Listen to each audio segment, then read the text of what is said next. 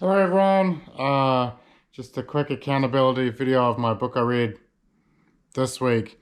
Full disclosure, I skipped a video last week. I actually did read a book and I interviewed the author of the book, but I haven't edited it yet. So I am still ahead with my reading, but I'm a week behind my accountability videos. Not that anyone really cares. This is really just for myself. This week I read The Magic of Believing, the classic guide to unlocking the power of your mind. I picked this up because it was in a footnote in the Napoleon Hill book that I read. I'm putting shadows on myself. The Napoleon Hill book that I read last week. Was it last week? Was it a week before? By Claude Bristol. So it's another, I guess you could consider it sort of another one of those books that comes from what I've learned to be called New Thought, the New Thought movement, sort of in the late 19th century, early 20th century, sort of self-help books. It says on the back, one of the greatest inspirational and motivational books ever written. Napoleon Hill's book, Think and Grow Rich, actually predates this.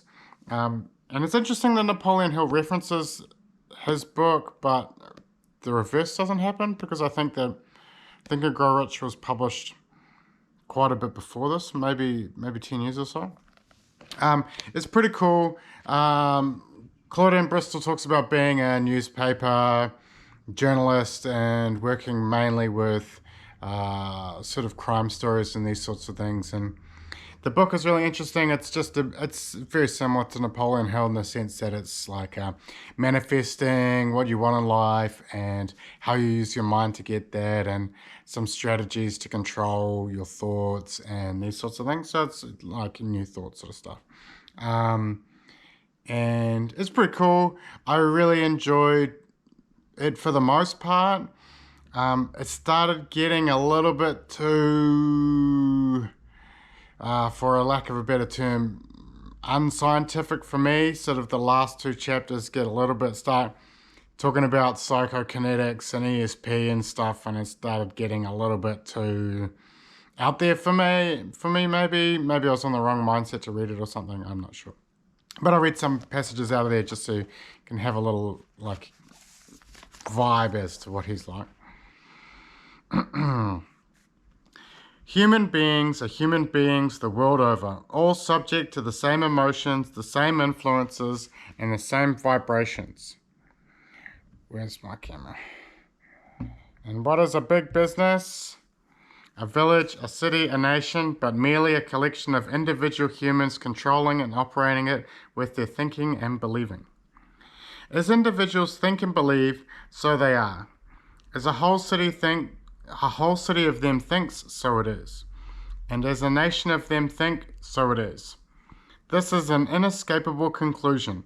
Every person is the creation of himself, the image of his own thinking and believing. As King Solomon puts it, for as he thinketh in his heart, so he is. It's a pretty cool quote. It's from like the richest man in Babylon in the Bible, right? And then one more a little bit further along. So this is how to project your thoughts. This is just before it starts getting like really into ESP and psychokinetics. But it's a good start to the chapter. Success is a matter of never ceasing application. You must forever work at it diligently. Otherwise it takes wings and flies away. At no time can you afford to rest in your laurels. A pause for your self-admiration, because there are others who have eyes on your coveted place and who would like nothing better than to push you out of it, especially if they observe that you have a weak hold on it or you are doing nothing to strengthen your position. It's a pretty cool motivational book if that's your vibe. It is a little bit easier going than Napoleon Hill. It's a little less obsessive with Thomas Edison compared to Napoleon Hill, and it gives lots of examples and some interesting experiments you can do yourself to sort of investigate the power of your mind, or whatever you want to call it. But yeah, The Magic of Believing by Claude Bristol first published in 1948. Catch you later.